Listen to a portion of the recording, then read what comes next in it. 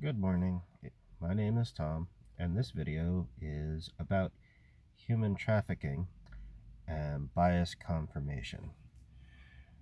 In construction, migrant labor is a touchy subject for a lot of people, and the discussion comes up a lot.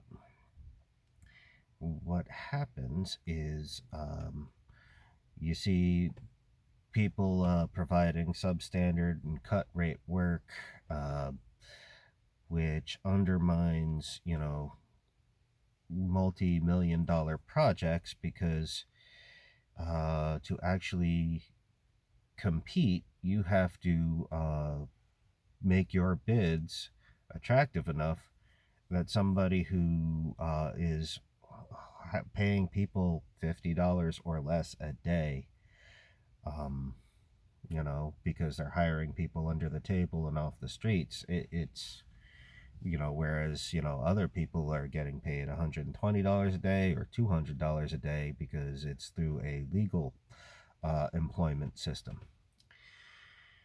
And so there's a built-in bias when it comes to migrant labor.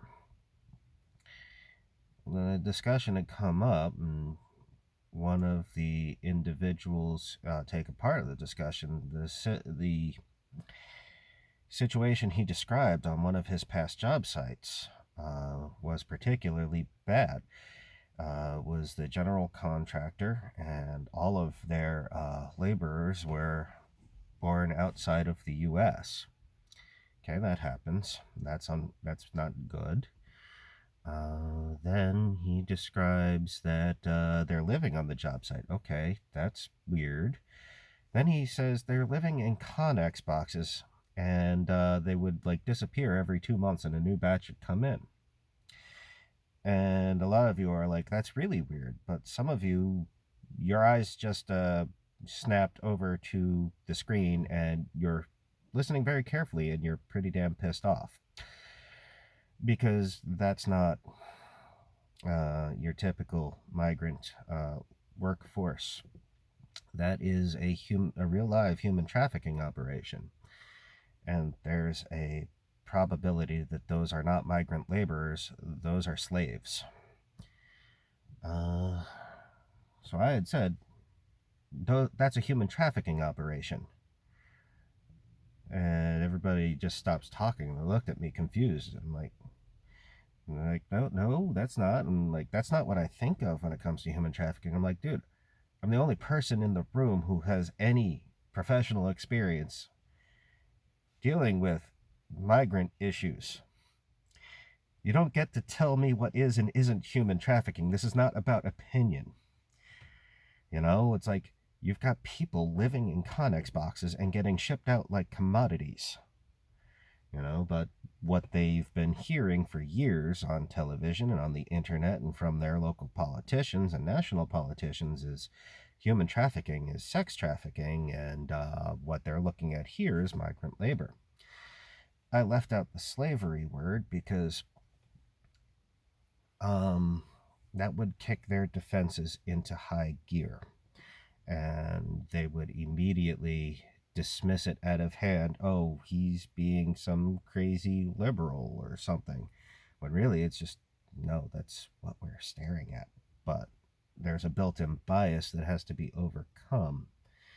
And so you have to, as much as I wanted to tear this guy a new a-hole for being a moron,